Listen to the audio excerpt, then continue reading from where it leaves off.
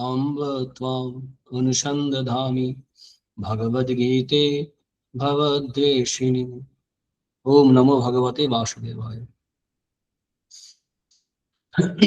স্বপন খুব সুন্দর বলল ভূমিকাতে যে সমস্ত অধ্যায়ের শেষে এই সার অধ্যায়, যার নাম মোক্ষযোগ, সংস্কৃতে মোক্ষ মোক্ষকে বলে, এই মোক্ষযোগ অষ্টাদশ অধ্যায়, শেষ অধ্যায় গীতার।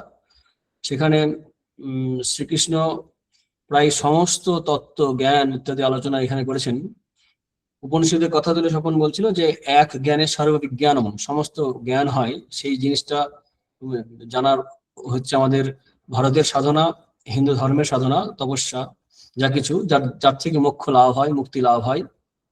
তো এই আমাদের গীতা যে শুরু হয়েছিল, শুরুর দিকে প্রথম দিকে ক্লাসে আমরা ভাগ বলিনি ইচ্ছা করি, পরবর্তীকালে ভাগগুলো বলেছিলাম যে প্রথম 6টি অধ্যায় হচ্ছে কর্মকাণ্ড একদিক থেকে, তারপরে মাঝের 6টি অধ্যায় অর্থাৎ সপ্তম অধ্যায় থেকে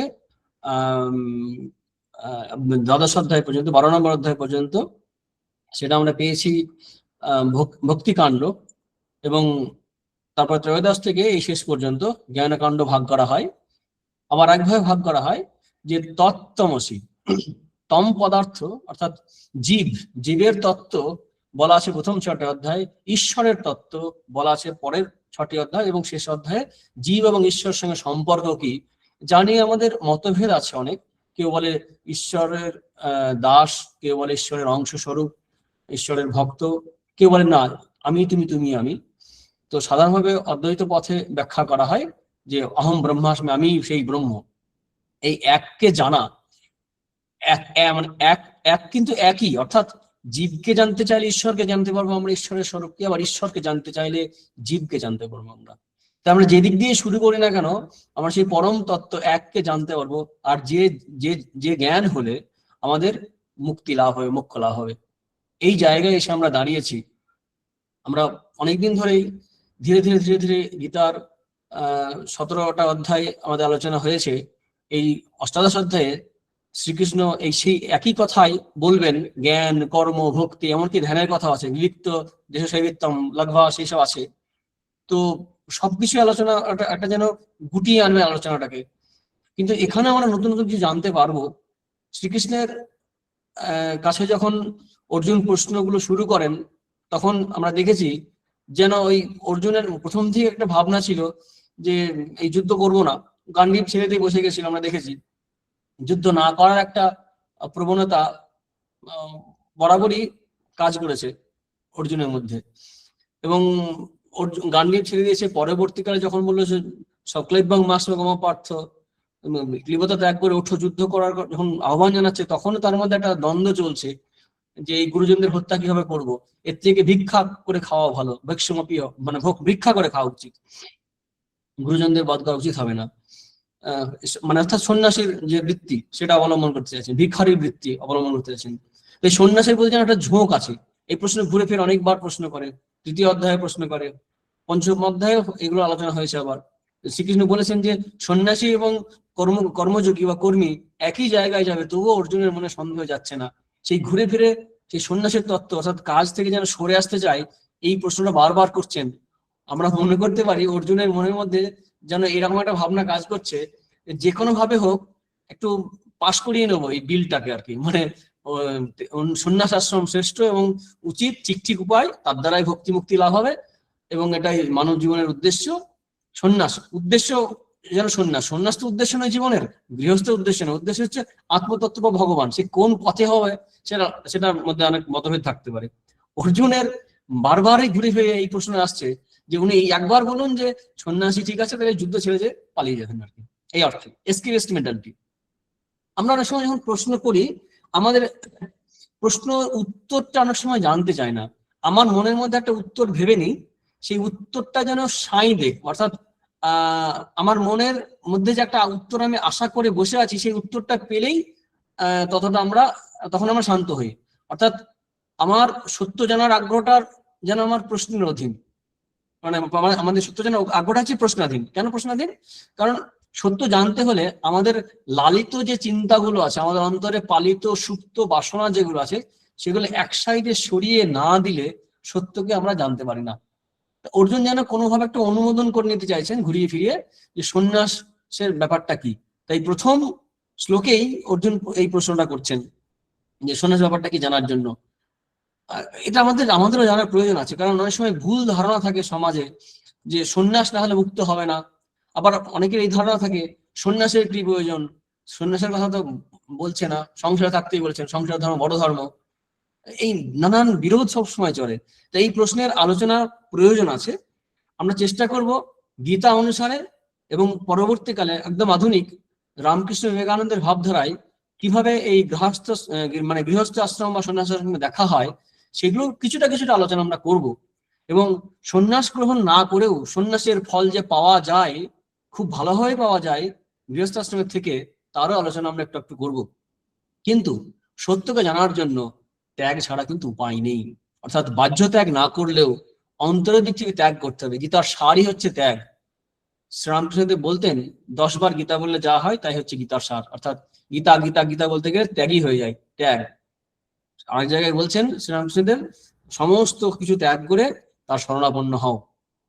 সন্ন্যাস শব্দের আবিধানিক অর্থ, আক্ষরিক অর্থ বলতে গেলে বাড়িঘর সম্পত্তি সবকিছু ছেড়ে দিয়ে সন্ন্যাস গ্রহণ, কাঁসাই বস্ত্র পরিধান করা, বা যার যে সম্প্রদায়ের যে ভাবনা আছে। অর্থাৎ বাড়ির সঙ্গে সমাজের সঙ্গে সম্পর্ক সেইভাবে থাকবে না। দেহে গিয়ে আসক্তি ত্যাগ।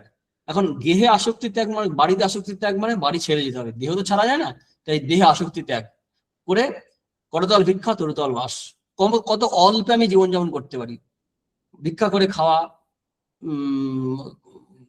এমনি হাতে হাতে ভিক্ষা করে খাওয়া, তরুতল বাস, বাড়িঘর বানানো। এই ট্র্যাডিশনাল সন্ন্যাস যে চলে আসছে, এই ধারাটাও গুরুত্বপূর্ণ।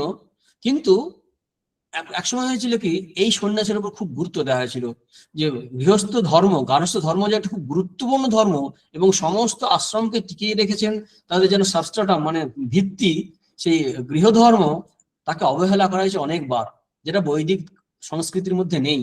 যেটা পরবর্তীকালে অনেকেই জোর করে ওই সন্ন্যাসের পথে সবাইকে চালানোর একটা প্রচেষ্টা হয়েছে, যেটার জন্য আমাদের জাতি হিসাবে আমরা দুর্বল হয়ে পড়েছি। অধিকারী অনধিকারী বিচার না করে সবাইকে সন্ন্যাসের পথে নিয়ে যাওয়া, যেটা বৌদ্ধ ধর্মের প্রভাবের কথা স্বামী বিবেকানন্দ বলেছেন, যে সবাইকে সন্ন্যাসী করে দেওয়ার কথা। আবার উল্টোটাও ঠিক, সবাইকে কর্মকাণ্ডের মাধ্যমে, অর্থাৎ সবসময় সবাইকে ভোগে লিপ্ত করা, এটাও ঠিক নয়। অধিকারী ভেদে ব্যবস্থা আমাদের শাস্ত্রের প্রাচীন ব্যবস্থা, যা এখনো প্রয়োজন। এখনো আমরা সেগুলো শিক্ষাক্ষেত্রে, চাকরির ক্ষেত্রে আমরা ফলো করি, যোগ্য নির্বাচন করি, তার মানে অধিকারী। সেই অধিকারিত্ব দিকটা দেখার প্রয়োজন আছে। কিন্তু অর্জুন ঝালিয়ে নিতে চাইছেন, ওর মনের মধ্যে ভাবনা হচ্ছে আমি সন্ন্যাসী হতে চাই। তাই অর্জুনের প্রশ্নই হচ্ছে, প্রথম প্রশ্ন যে সন্ন্যাসস্য মহাবাহ তত্ত্বমিচ্ছামি বেদিতুম ত্যাগস্য চ ঋষিকেশ পৃথক কেশী নিষূদন।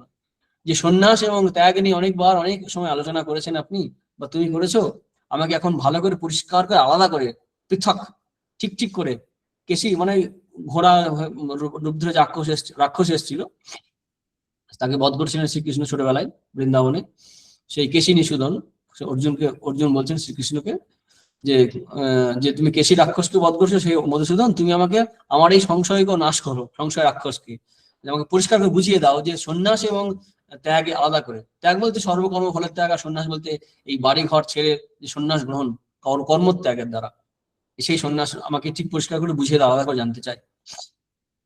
এখন সন্ন্যাসের যে কর্মকাণ্ড ত্যাগের কথা বলা হয়, সেই কর্মকাণ্ড এখন আমাদের সেভাবে প্রচলিতই নেই। বৈদিক কর্ম, অগ্নিহোত্র যজ্ঞ,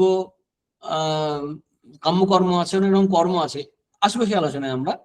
তো এই বিষয়গুলো ভালো করে জানতে চাইছেন, কারণ আগে আগে বলেছেন যে ত্যক্তা কর্মফলা সঙ্গম নিত্য তৃপ্ত নিরাশয় কর্মণি বিপত্তি নেই বা কিঞ্চিত করতি। আমরা চতুর্থ অধ্যায় পেয়েছি, পঞ্চম অধ্যায় পেয়েছি সর্বকর্মাণি মানুষের সন্ন্যাস সুগং বসি, তারপরে নবম অধ্যায় পেয়েছি সন্ন্যাস যোগযুক্ত আত্মা বিমুক্ত মামুষ্যসি।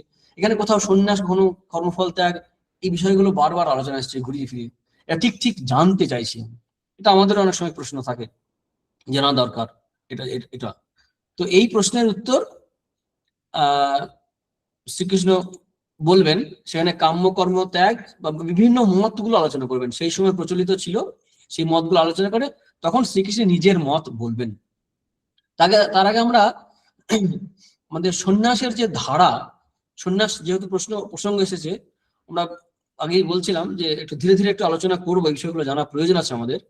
অনেক মিসকনসেপশন, ভুল ধারণা আছে, সেটা দূর করার দরকারও আছে। আমাদের হিন্দু ধর্মের, সনাতন ধর্মে সন্ন্যাসের নানা রকম প্রকারভেদ আছে। বৈদিক আছে, তান্ত্রিক আছে, বৈষ্ণব আছে, উদাসী আছে, বাউল আছে। একই ভাবের একই রকমের সন্ন্যাসী তারা নয়, কিন্তু তাদের আচার আচরণ, ব্যবহার, উদ্দেশ্যের দিকে তাকালে দেখা যাবে ভগবানকে কেন্দ্র করেই তাদের জীবন আবর্তিত হচ্ছে, এবং সেই দিকেই সব ত্যাগ করে তারা একটা অন্য ধরনের গতানুগতিক জীবনের বাইরে যাচ্ছে। এই ধারায় হচ্ছে সন্ন্যাসের একটা ধারা আছে, ত্যাগ করে যাওয়া। এখন তার মধ্যে এসকেপিস্ট কোনটা, কোনটা ন্যাচারাল, সেটা প্রশ্নের বিষয়, কিন্তু এই ভাবনা বা আদর্শগুলো আছে এবং কোনোটাই ভুল নয়। বৈষ্ণব ভাবধারা, তান্ত্রিক ভাবধারা, উদাসী ভাবধারা, বাউল বা বৈদিক যে আছে। কিন্তু আমরা এখন আলোচনা যেটা করব সাধারণত সর্বপ্রাচীন যেটা ট্র্যাডিশনাল, যেটা এখনো ফলো করা হয় ভারতবর্ষের বিভিন্ন জায়গায়। দশনামী সম্প্রদায় আছে, শঙ্করাচার্যের মঠ আছে, এবং রামকৃষ্ণ মিশন যেটা বাংলায় তথা ভারতবর্ষে, বিশ্বে ছড়িয়ে আছে, সেখানে এই বৈদিক সন্ন্যাসের পদ্ধতি অনুসরণ করা হয়, যেটা সর্বাপেক্ষা প্রাচীন এবং প্রসিদ্ধ। সেই বিষয়টা একটু আমরা আলোচনা করব। সন্ন্যাসের কথা আমরা ইনডাইরেক্টলি পাই, দ্বিতীয় অধ্যায়ে পাই, ত্রৈগুণ্য বিষয় বেদা নিস্ত্রৈগুণ্য ভাবার জন্য, যেখানে বলছেন শ্রীকৃষ্ণ অর্জুনকে। সেখানে একটা ওই বেদাত্মক, মানে বেদের যে কর্মকাণ্ডের কথা আছে, সেটা থেকে বেরিয়ে এসে নিস্ত্রৈগুণ্য অর্থাৎ ত্রিগুণাত্মক না হয়ে এই 3 গুণের বাইরে যাওয়ার কথা অর্জুনকে বলছেন। তুমি কি পারবে, দেখো চেষ্টা করে। তাহলে সেটা এক ধরনের সন্ন্যাস বলা হয়, বিবিধিষা সন্ন্যাস। আবার যে স্থিতপ্রজ্ঞের লক্ষণ দেওয়া আছে, তারই সার্থক প্রয়োগ ঘটে সন্ন্যাসীদের জীবনে। বা খেয়াল রাখতে হবে, কিন্তু সন্ন্যাস মানে কিন্তু শুধুমাত্র ঘর বাড়ি ছেড়ে গেরুয়া পোশাক পরে ঘুরছে, বিরজা হাম করছে, এরাই নয়। কিন্তু অন্তরে সন্ন্যাসী হলেও তার কিন্তু ওই গুণগুলো অধিকৃত হতে পারে বা অধিগত হতে পারে। কিন্তু ট্র্যাডিশনটা বলছি, সেটা হচ্ছে কি, যে ওই এক ধরনের সন্ন্যাসের কথা আমরা ওখানে পাচ্ছি, মানে সরাসরি পাচ্ছি, যেখানে ত্রিগুণাতীত যেখানে কথা বলছে, সেখানে 4th অধ্যায়ে যে 3 গুণের অতীত, গুণেভ্যশ্চ পরং ব্যক্তি মদ্ভাবংশ অধিগচ্ছতে, সেটাও আমরা পেয়েছি আমরা নবম অধ্যায়ে সম্ভবত, যে ত্রিভীর গুণময়ের ভাবে এইভি সর্বমিদং জগৎ, 3 গুণে জগৎ মোহিত আছে। যে মামেভ্য এভ্য পরম অব্যয়, মানে এর থেকে যে আমি আলাদা, মানে ভগবান 3 গুণের অতীত, সেটা জানার জন্য এই 3 গুণের বাইরে যেতে হবে। আমরা পরে দেখব শ্রীকৃষ্ণ সন্ন্যাসের এবং ত্যাগ, এই দুটি শব্দকে এক করে ব্যাখ্যা করছেন। অথচ অর্জুন জানতে চেয়েছেন সন্ন্যাস কি আর ত্যাগ কি আলাদা করে বলতে, পৃথক কেশী নিষিদ্ধ না। কিন্তু শ্রীকৃষ্ণ করবেন কি, এক করে দেবেন। এক এই কারণে করবেন, কারণ সন্ন্যাসের ক্ষেত্রে কমনই হচ্ছে ত্যাগ, আর ত্যাগের ক্ষেত্রে ত্যাগ তো আছেই। অর্থাৎ বাহ্য সন্ন্যাসী যারা, তাদেরও ত্যাগ, বাহ্য সন্ন্যাসীর ক্ষেত্রে যেমন ত্যাগ আছে, এবং যারা কর্মফল, আসবো আমরা সে প্রসঙ্গে, কর্মফল ত্যাগ, সেখানেও সেই একই মনের জগতে একই বিষয় আছে। প্রশ্ন হতে পারে, এই তত্ত্বের অনুভবের ক্ষেত্রে কি আমাদের কোনো ভেদ থাকতে পারে? না, ভেদ নেই। কেন নেই? একজন যদি গেরুয়া পরে আম খায়, সে আমটা যদি টক হয়, তার কাছেও যেমন টক লাগবে, মিষ্টি হলে মিষ্টি লাগবে, তেমনি একজন গৃহস্থের ব্যক্তি, যিনি বা সেই একই ব্যক্তি যদি গেরুয়া না পরে অন্য পোশাক পরে খায়, তার কাছেও সেই আমের স্বাদটা একই হবে। ভগবান সন্ন্যাসীর কাছেও যা, গৃহীর কাছেও তাই, বা বাকি সবার কাছেও তাই, এমনকি পাপী তাপীর কাছেও সেই একই ভগবান। এখন আমরা দেখব আমাদের অধিকারিত্ব, আমাদের চিত্তশুদ্ধির, আমাদের মানে যোগ্যতা অনুসারে তাকে বিচার করি, তাকে অনুভব করি, তাকে ভালোবাসি, তাকে নিবেদন করি। এই পার্থক্যগুলো এখানে হয়। ভগবানের কৃপাতে বা করুণাতে কোনো পার্থক্য নেই। সন্ন্যাসী কি যেন সমস্তটা সবসময় তার জন্য দিয়ে দিচ্ছে। সে হতে পারে সর্বত্যাগী, গৃহত্যাগী, হতে পারে গৃহস্থ সন্ন্যাসী। সবার ক্ষেত্রে কিন্তু এটা কমন, সে যে ত্যাগ, সব ত্যাগ করে ভগবানকেই বা আত্মতত্ত্বকে, আত্মসাক্ষাৎকারের ইচ্ছাকেই প্রবল করার একটা ব্যাপার থাকে। এখন শ্রীকৃষ্ণ এই সন্ন্যাসের এই দিকটা বলবেন না, আমরা দেখব সন্ন্যাসের এই দিকটা বলবেন না, অর্থাৎ বাহ্য সন্ন্যাস, এই যেমন আমরা গেরুয়া পরে আছি, যে এই সন্ন্যাসের দিকটা শ্রীকৃষ্ণ টাচই করবেন না, একদম দেখতে পাবো আমরা। তিনি ওই গুণাতীত সন্ন্যাসের কথা না বলে, গুণাধীন যদি বলে আর কি, গুণাধীন সন্ন্যাসের কথাটা বলবেন। সাত্ত্বিক, রাজসিক, তামসিক 3 ত্যাগের কথা বলবেন। ত্যাগ আর সন্ন্যাস বললাম তো একই কথা, সেটা বলবেন। সাত্ত্বিক আদি ভেদে সন্ন্যাসের ভাবনাও আলোচনা করবেন। কিন্তু আমরা আমাদের আলোচনার জন্য আমরা একটু আধটু আলোচনা করতে পারি যে গুণাতীত সন্ন্যাসের ক্ষেত্রে দু রকমের সন্ন্যাসের কথা ভাষ্যকার টিকাকার আলোচনা করেছেন, বিশেষ করে মধুসূদন সরস্বতী। যে গুণাতীত ত্যাগ হচ্ছে দু রকম, সাধন রূপ ত্যাগ আর ফল রূপ ত্যাগ। এটা এখনো আছে, প্রচলিত, থাকবেও চিরদিন, যতদিন পর্যন্ত এই জগৎ সংসার থাকবে এই ত্যাগ, এই সন্ন্যাস আশ্রম থাকবে। এর বিরুদ্ধে যতই মানুষ আন্দোলন করুন না কেন, কারণ এটা স্বাভাবিকভাবে কোনো কোনো মানুষ থাকবে যারা সংসারে থাকতে চাইবেন না। কারণ যদি জীবের স্বরূপের দিকে তাকাই, একদম একটু সাবধানে কিন্তু এটা গ্রহণ করতে হবে, শুনতে হবে, আমাদেরকে ভাবতে হবে। যদি জীবের স্বরূপের দিক থেকে তাকাই তাহলে সন্ন্যাসটা কিন্তু খুব স্বাভাবিক। কারণ যার কোনো আকাঙ্ক্ষা নেই, পূর্ণ স্বরূপ সচ্চিদানন্দ, তার এই ভিখারির দশা কেন হবে? সন্ন্যাসীর দশা ভিখারির দশা নয়। তত্ত্বের দিক থেকে যদি তাকাই তাহলে দেখতে পাবো যে এই যে একটু সুখের জন্য, আশ্রয়ের জন্য, নিরাপত্তার জন্য, মানে বডি মাইন্ড কমপ্লেক্সের স্যাটিসফ্যাকশনের জন্য, আমরা সেফটি সিকিউরিটির জন্য যে বাড়ি বানাচ্ছি, সম্পর্ক স্থাপন করছি একটু ভালোবাসার জন্য, এগুলো সবই যেন জীবের স্বরূপের বিরুদ্ধ। কেন বিরুদ্ধ? কারণ তিনি ছাড়া, তিনি মানে সেই স্বরূপ যে সর্বব্যাপী সচ্চিদানন্দ, আনন্দ স্বরূপ, তাকে কেন আনন্দের জন্য কারোর দ্বারস্থ হতে হচ্ছে? তার উপরে জগৎ সংসার দাঁড়িয়ে আছে, তাকে কেন ঘর বাড়ি বানিয়ে থাকতে হচ্ছে? অভয় স্বরূপ, তাকে ভয় পেতে হচ্ছে কেন? সেফটি সিকিউরিটির চেষ্টা করতে হচ্ছে কেন? স্বরূপের দিক থেকে তাকালে কিন্তু সন্ন্যাস ব্যাপারটা, আমি আনুষ্ঠানিক সন্ন্যাসের কথা হচ্ছে না, একদম বাস্তবিক বিদ্যৎ সন্ন্যাস আসছে প্রসঙ্গে, যার মানে কোনো বন্ধন নেই। এই সংসার পাতা, সংসার তৈরি করা, সম্পর্ক তৈরি করাটাই তো একটা বন্ধন। একটা একটা আবার বলেছি সাবধান, একটা দিক থেকে আলোচনা করছি। তো এই সন্ন্যাসটাই কিন্তু স্বাভাবিক, সংসারটা হচ্ছে অস্বাভাবিক। আবার যদি এই অজ্ঞান মায়ার দিকে তাকিয়ে দেখি, বেশিরভাগ মানুষ তো সন্ন্যাসী নয়। এই সংসারে যে চক্র চলছে, কাজ করছে, ফল পাচ্ছে, অসৎ পথে যাবে না, সৎ পথে থাকবে, ভোগ করবে, আনন্দ করবে, ছেলে মেয়ের জন্য, স্ত্রীর জন্য, স্বামীর জন্য এই যে কাজকর্মগুলো চলছে, যে সম্পর্ক স্থাপন করে চলছে, এটাই খুব স্বাভাবিক। স্বাভাবিক এই দিক থেকে স্বাভাবিক, কারণ সংখ্যায় বেশি, মেজরিটি। মাইনরিটি হচ্ছে এই মোনাস্টিসিজম, সন্ন্যাস। এদিক থেকেও স্বাভাবিক, তত্ত্বের দিক থেকে সন্ন্যাস স্বাভাবিক। আবার বাস্তবের দিক থেকে, এই দিক থেকে আর কি, এই গৃহস্থ আশ্রমে স্বাভাবিক। মনে রাখতে হবে কোনোটাই খারাপ নয়। জীবনের যে যে স্তরে আছে, সেই সেই স্তরে গিয়ে সেই স্তরের মহিমা বুঝতে পারে এবং তার গুণগান করে। সন্ন্যাসের গুণগান কেউ করে গেছে যুগ প্রয়োজনে, যেমন শঙ্করাচার্য প্রভৃতি। আবার কেউ গৃহস্থাশ্রমকেও বড় করে গেছে যখন প্রয়োজন হয়েছে। কিন্তু আপন আপন ক্ষেত্রে প্রত্যেকেই মহান। এই নিয়ে স্বামী বিবেকানন্দের কর্মযোগে সন্ন্যাসী এবং গৃহস্থের নিয়ে গল্প আছে, বড় গল্প আছে, আমি যাচ্ছি না সেখানে, কে বড়, সন্ন্যাসী বড় না গৃহী বড়। সেখানে স্বামীজি গল্পের শেষে দেখালেন, গল্প বলে, যে আপন আপন কর্মক্ষেত্রে প্রত্যেকেই বড়। এই ভাবনাগুলো মাথায় রেখে আমাদের আলোচনা করতে হবে। তো যেটা আলোচনা করছিলাম যে সাধন রূপ ত্যাগ আর ফল রূপ ত্যাগ, এই দুটিকে টেকনিক্যালি বলা হয়, পারিভাষিক শব্দ দুটি আছে, একটি বিবিদিশা সন্ন্যাস আর বিদ্বৎ সন্ন্যাস। বিবিদিশা সন্ন্যাস কি? যেমন কর্ম করতে করতে, সংসারে থাকতে থাকতে মন আস্তে আস্তে শুদ্ধ হয়ে গেছে, সংসার আর ভালো লাগছে না, বাড়ি ঘরে থাকতে পারছে না, সম্ভব হচ্ছে না তার পক্ষে। এমন নয় যে সে তার আত্মীয় পরিজনকে ভালোবাসে কিন্তু পারছে না, সংসারে অ্যাডজাস্ট করতে পারছে না, থাকতে পারছে না। সে সংসার থেকে বেরিয়ে সমাজের বাইরে গিয়ে আরো তীব্র সাধন করার জন্য, এই মানে সত্যে পৌঁছে আরো এগিয়ে যাওয়ার জন্য, বৈরাগ্যকে শুধুমাত্র মনে নয়, বাইরেও সে গেরুয়ার, অন্তরে বৈরাগ্য নয়, অন্তরে গেরুয়া নয়, বাইরেও বৈরাগ্যের প্রতি গেরুয়াকে নেওয়ার জন্য তার মনের মধ্যে একটা আগ্রহ তৈরি হয়। সেটা হচ্ছে বিবিদিশা সন্ন্যাস, বিবিদিশু সন্ন্যাসী বলা হয়। আমাদের ভারতবর্ষে যে বৈদিক যে সন্ন্যাসী দেখা যায়, তার বেশিরভাগ, মেজরিটি হচ্ছে এই বিবিদিশু সন্ন্যাস। আমাদের রামকৃষ্ণ মিশনে যারা সন্ন্যাসী আছেন, প্রায় বেশিরভাগই ওই বিবিদিশা সন্ন্যাস। অর্থাৎ আত্মতত্ত্ব জানার জন্য, ঈশ্বর তত্ত্ব জানার জন্য, ভগবানকে জানার জন্য সব ছেড়ে একটি, আমরা তো আশ্রমে এসেছি, সংঘে এসেছি, অনেকে পরিব্রজা, অর্থাৎ ঘুরে ঘুরে বেড়ায় সন্ন্যাস গ্রহণের পর, নতুন নাম হয়, সন্ন্যাস হয়।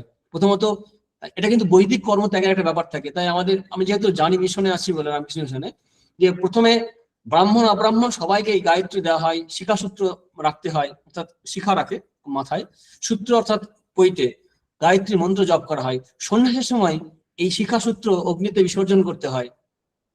মন্ত্রগুলো আমরা বলবো না, কিন্তু ভাবনার প্রেস মন্ত্র দেওয়া হয়, সর্বত্যাগের মন্ত্র দেওয়া হয়, আত্মস্বরূপের ধ্যানের কথা বলা হয়, ব্রহ্মস্বরূপের চিন্তার কথা বলা হয়।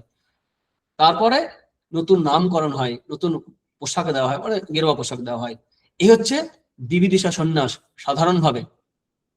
এবং রামকৃষ্ণ মিশনের ক্ষেত্রে দণ্ড ধারণ করে না, সন্ন্যাসীরা দণ্ড ধারণ করে, দণ্ড কমণ্ডলু, কারণ আমরা কর্ম করি, মানে কাজে যুক্ত হই, সেবায় যুক্ত আছি, সেই কারণে দণ্ড বিসর্জন দিয়ে আমরা কর্মযোগ করি। আত্মমোক্ষার্থং জগৎ ধীতা আছে, সন্ন্যাস গ্রহণ করা হয়। এটা রামকৃষ্ণ মিশনের ভাবধারার মধ্যে আছে। এছাড়া এই বিবিধ সন্ন্যাস গ্রহণ করে সাধন করার জন্য গিরি গুহায় তপস্যায় চলে যায়, জঙ্গলে চলে যায়, বা কোনো অন্যান্য আশ্রমেও থাকে। অনেক সময় কয়েকদিন থাকছে, অন্য ভিক্ষা করে খাচ্ছে।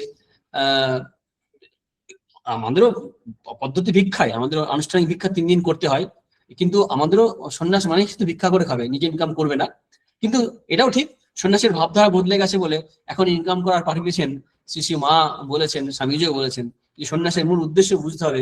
তাই তার জন্য দোকান করা, বই বিক্রি করা ইত্যাদি করে টাকা ইনকাম করলে পরে সেটা দোষের নয়। কারণ আগে গৃহস্থদের কর্তব্য ছিল সন্ন্যাসীদের জন্য ভিক্ষা দান টান করা, সেগুলো যেমন ভাবধারা নষ্ট হয়েছে, সেই কারণে এখন সন্ন্যাসের ভাবধারা বদলে গেছে। শ্রী মাকে একজন যখন কমপ্লেন করে জানান, তখন বলে যে দেখো, এই বই বিক্রি ইত্যাদি ইত্যাদি এখন এভাবেই করতে হবে, মঠ এভাবেই চলবে, তাতে যারা পারবে থাকবে, যারা পারবে না চলে যাবে। মূল জায়গাটা আদর্শটা ঠিক আছে, কিন্তু ভিক্ষার যে উদ্দেশ্য সেটা যেহেতু এইভাবে সিদ্ধ যদি না হয়, তখন এইভাবে নিশ্চয়ই ভোগের জন্য নয়, বা বিশাল কর্মকাণ্ড ফেলে প্রফিটেবল অর্গানাইজেশন তৈরি করে এমন নয়, চ্যারিটেবল অর্গানাইজেশন বলা হয়। সেদিক থেকে এই বিবিদিশা সন্ন্যাস, এটা একটা আলোচনা হলো। এই হচ্ছে বিদ্যৎ সন্ন্যাস। বিদ্যৎ সন্ন্যাস কি? যে তার সন্ন্যাস পোশাক থাক বা না থাক, তার চূড়ান্ত বৈরাগ্য এসে গেছে, জন্ম জন্মান্তরের সংস্কারের ফলে ছোটবেলা থেকেই তার মধ্যে ত্যাগের ভাব। বিবিধ সন্ন্যাস হচ্ছে তার মধ্যে মানে একটু জগতের প্রতি আসক্তি আছে, কিন্তু মুখ্য আসক্তি দিন দিন বাড়ছে ভগবানের প্রতি, সর্বত্যাগের প্রতি তার ভাবনা তৈরি হচ্ছে। আর বিদ্যা সন্ন্যাস ভাবনা নয়, একদম ফলরূপ ত্যাগ বলা হচ্ছে। অর্থাৎ ছোট থেকেই সেই সন্ন্যাসী, পোশাক দিলেই বাকি না দিলেই বাকি, এরাও সন্ন্যাস গ্রহণ করে, এদের বেলায় বিদ্যৎ সন্ন্যাস। জন্মান্তরীয় সংস্কার থেকে হয়, ছোটবেলা থেকেই সেরকম ভাবনা থাকে, সন্ন্যাস গ্রহণ করে, সংসার আশ্রমে প্রবেশই করে না। এখন এই সন্ন্যাস গ্রহণের ক্ষেত্রে আমাদের সাধারণ যে ভাবনা আছে, সেটা আমাদের উপনিষদ আছে, বেদান্তে বলছে যে সম্ভবত জাবাল উপনিষদে, যে ব্রহ্মচর্যাদ গৃহী ভবেত। স্ট্রাকচার যেটা আছে আমাদের হিন্দু ধর্মের, ব্রহ্মচর্যের পরে মানে ছাত্র অবস্থার পরে গৃহী ভবেত, মানে গৃহস্থ আশ্রমে প্রবেশ করবে, গৃহীভূত বণিক ভবেত, গৃহস্থ আশ্রমের পর রিটায়ার্ড লাইফ অর্থাৎ বনপ্রস্থ, গৃহীভূত বণিভূত প্রব্রজেত, অর্থাৎ বনপ্রস্থ আশ্রমের পর সন্ন্যাস আশ্রম গ্রহণ করবে। বলতে গেলে আমাদের শাস্ত্র অনুসারে আমাদের জীবনের শেষের দিকে গিয়ে সবাইকে সন্ন্যাসী হওয়ার কথা বলা হচ্ছে। সন্ন্যাসী হয়ে সাধন করো, যদি আবার সাধন সিদ্ধির নাম হলে পরে জন্ম হবে। কিন্তু হিন্দু ধর্ম যদি আমরা স্বীকার করি, সনাতন ধর্ম, তাহলে আমাদের শাস্ত্র কিন্তু খুব কড়া ভাবে বলছেন সবাইকে সন্ন্যাসী হতে হবে। সারা জীবন ভোগ করে কাটাবার জন্য এ জীবন নয়, হিন্দুর জীবন নয়, সনাতন ধর্ম যারা অনুসরণ করছে তাদের এই জীবন নয়। এই ত্যাগের বার্তা কিন্তু আমাদের ভাবধারে আছে। এখন প্রশ্ন হচ্ছে, তাহলে কি সবাইকে করে যাবে? এখন কি সেই পরিস্থিতি আছে? আশ্রম আছে, জঙ্গল আছে? না, এখন সেই কারণেই ভাবধারা বদলে গেছে, লেটেস্ট ভার্সন এসে গেছে। মহাপ্রভু চৈতন্যদেব তিনি গৃহস্থ আশ্রমে সন্ন্যাসের ব্যবস্থা করেছেন, শ্রীরামকৃষ্ণদেব পরবর্তীকালেও সন্ন্যাস আশ্রমের ব্যবস্থা করেছেন, মানে সন্ন্যাসের ফলের দিক থেকে, মানে ভাবের দিক থেকে। যেমন নাগমহাশয়, সাধু নাগমহাশয়, অধুনা বাংলাদেশ, ওই দেওভাগে ওনার বাড়ি ছিল। তো উনি মানে বিদ্যা সন্ন্যাসের মতো অবস্থা, তাকে সন্ন্যাস গ্রহণ করতে দিলেন না, বললেন গৃহে থাকো। গৃহে থাকলেন। মহাপ্রভু, নিত্যানন্দ মহাপ্রভু অবধূত সন্ন্যাসী ছিলেন, নিত্যানন্দ প্রভুকে বললেন গৃহে থাকো।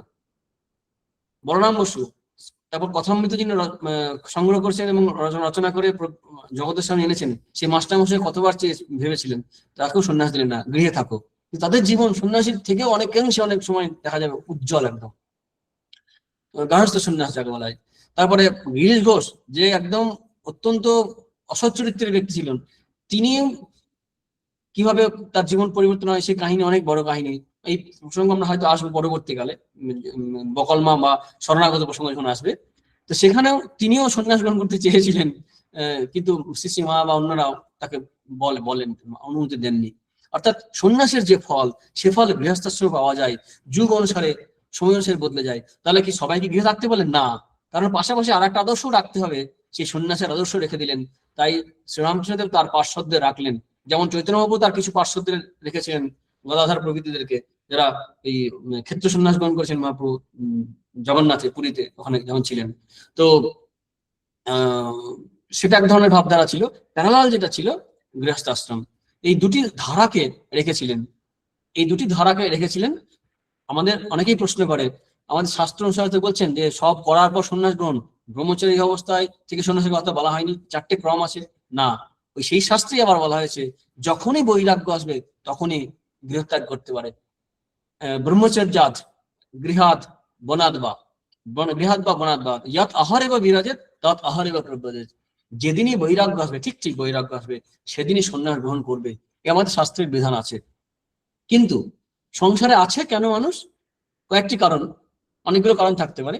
মুখ্য কারণ হচ্ছে হয় ভোগের জন্য, অথবা লোক শিক্ষার জন্য, অথবা ভোগের জন্য থাকলেও শাস্ত্রাদি পাঠ সাধন ভোজন করতে করতে তার সংসারে বৈরাগ্য এসছে, কিন্তু তবু, যেমন মাস্টার মশাইয়ের কথা বলা হলো, চৈতন্যবাবুর অন্যান্য পার্শ্বদের কথা বলা হলো, নাগমহাশয়ের কথা বলা হলো, গিরিশ ঘোষের কথা বলো, তারা সংসারে নামমাত্র থাকে। কারণ একটা বয়স তারা কাটিয়েছে, সংসারে থাকে সন্ন্যাসীর মতো করে, গৃহস্থ সন্ন্যাসী, সেভাবেও সংসার থাকে।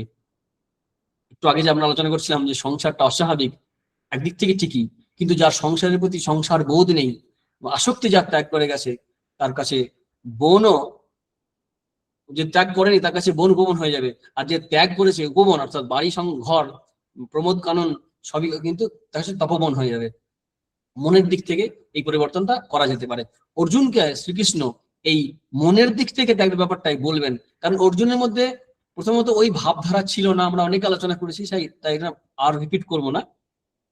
কিন্তু কর্মত্যাগ বা সন্ন্যাস গ্রহণ এটা কিন্তু স্বাভাবিক। বিদ্যৎ সন্ন্যাসের অধিকারী আমরা 3য় অধ্যায় পড়েছি, যে একটা শ্লোক আছে, ইয়াস্তাত্মরতিরেবসাৎ আত্মতৃপ্তশ্চ মানব আত্মন্যবচ সন্তুষ্ট তস্য কার্যং ন বিদ্যতে। মানে যিনি আত্মতৃপ্ত, আত্মরতি, আত্মাতেই সন্তুষ্ট, বাইরের সঙ্গে তার কোনো সম্পর্ক নেই, তিনি হচ্ছেন এই বিদ্যৎ সন্ন্যাসের অধিকারী। তার আগের শ্লোকেই বলেছেন যে একটা কর্মচক্র বলেছেন না, যে পরস্পরং ভবায়ন্ত শ্রেয় পরমা অবসাথ, সেখানে এই দেবতাদেরকে দিয়ে ভোগ যে না করে সে পাপ ভোগ করে, এই এবং প্রবর্তিত চক্রাং নানুবর্তায় ইতিহাস, যে কর্মচক্র তার জন্মান্তরে চলছে, সেখানে আমরা আলোচনা করছি 3য় অধ্যায়ে, আমরা 3য় অধ্যায়ে গেলে আমরা দেখতে পাবো। তো সেখানে মানে এই কর্তব্য আছে, নানা রকমের মানে দায়িত্ব আছে, দায় আছে গৃহস্থাশ্রমের, সেগুলো বলছেন। কিন্তু যিনি আত্মতৃপ্ত, আত্মাতেই সন্তুষ্ট, তার কোনো কার্য থাকে না, তিনি তার ত্যাগটা স্বাভাবিক বিদ্যৎ সন্ন্যাস, মানে অর্থাৎ ফলরূপ ত্যাগ তার জীবনে, কিন্তু সেটা খুব কম মানুষ হয়। এই শ্লোকের ব্যাখ্যায় 17 নম্বরের 3য় অধ্যায়ে বা পরবর্তীকার সন্ন্যাসের যেখানে প্রসঙ্গ আসে, সেখানে ব্যাখ্যা করতে গিয়ে অনেকেই সন্ন্যাসকে বাদ দিয়ে একটু টেনে টেনে ব্যাখ্যা করেছেন। আবার যারা সন্ন্যাসের খুব পক্ষপাতী, যারা গৃহস্থাশ্রমের থেকেও যে সন্ন্যাসের ফল লাভ করা যায়, সেই ব্যাখ্যাগুলোকে টেনে টেনে সন্ন্যাসের দিকে টেনে এনেছেন। দুটোই কিন্তু আলাদা ধারা, আগেও ছিল, এখনো আছে, ভবিষ্যতে থাকবে। যতক্ষণ পর্যন্ত বিবিদেশা প্রবল না হচ্ছে ততক্ষণ পর্যন্ত কিন্তু চিত্তশুদ্ধির জন্য কাজ করা উচিত। আমরা ঈশোপনিষদে পেয়েছি, অর্থাৎ আমাদের শাস্ত্রে নিষিদ্ধ কর্ম না বলেছে। প্রথম সকাম কর্ম করার অসুবিধা নেই কামনার জন্য, তারপরে নিষ্কাম কর্ম, তারপরে সর্বকর্ম ত্যাগ অটোমেটিক হয়ে যাবে। ওই মানব যেটা বলছিলাম, সেখানে আছে যে যেখানে ত্যাগের কথা বলছে, তেনা ত্যাগতেন ভঞ্জিত, তারপরে শ্লোকে আছে কুর্বন নেবেহ কর্মাণি জিজি বিশেষ শতাং সমা। তোমার শাস্ত্র নিষিদ্ধ ত্যাগ কর্মত্যাগ করে স্বাস্থ্যসম্মত কাজ করে বেঁচে থাকতে চেষ্টা করবে, শতাং সমা, 100 বছর মাস তখনকার দিনে। মূল জায়গা হচ্ছে এটা। আর কাজ ত্যাগের কথা বলে অনেক সময় ফাঁকিবাজি থাকে, আমরা দেখবো পরবর্তীতে বলবেন শ্রীকৃষ্ণ যে কাজ ত্যাগ করতে হবে না। সত্যি কথা বলতে গেলে কাজই আমাকে ত্যাগ করে যাবে। যোগবস্ত্র রামায়ণ আছে, ন কর্মাণি ত্যাজেদ যোগী কর্মভিস ত্যাজ্যতে ইহাসৌ। কর্মণ মূলভূতস্য সংকল্পস্যৈব নাশতে। মানে কর্মণে না ত্যাজে, যোগী কাজ ত্যাগ করে না, কাজ তাকে ত্যাগ করে যায়, কারণ তার সংকল্প থাকে না তখন আর। ভাগবত এই ধরনের কথা আছে যে তাবৎ কর্মাণি কুর্বিত ন নির্বিদ্যত ইয়াবতা মত কথা শ্রবণাদৌ বা শ্রদ্ধা ইয়াবন ন জায়তে। উদ্ধবকে বলছেন, উদ্ধব গীতে আছে যে আমার কথা শুনে, আমার কীর্তনে যে আনন্দ পাচ্ছে না, যার বৈরাগ্য জন্মায়নি, ন নির্বিদ্যত, ততদিন পর্যন্ত কিন্তু সে সংসারে সব কাজ করবে, নিত্য নৈমিত্তিক সব কাজ করবে। জ্ঞাননিষ্ঠ বিরক্ত পুরুষ যারা ভগবানকে ছাড়ার কিছু জানে না, ভগবান বই কিছু জানে না, তারা সব ত্যাগ করে সন্ন্যাস গ্রহণ করবে।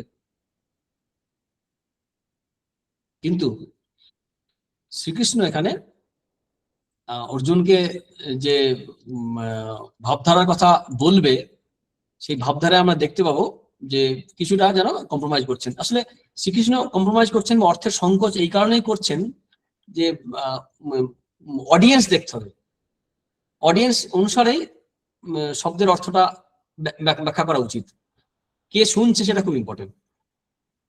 তাই বিবিধিষা সন্ন্যাস, বিদ্যাত সন্ন্যাস বলা হলো। আরেকটা সন্ন্যাসের কথা বলি আমাদের জানার জন্যই, আতুর সন্ন্যাস বলে একটা কথা আছে।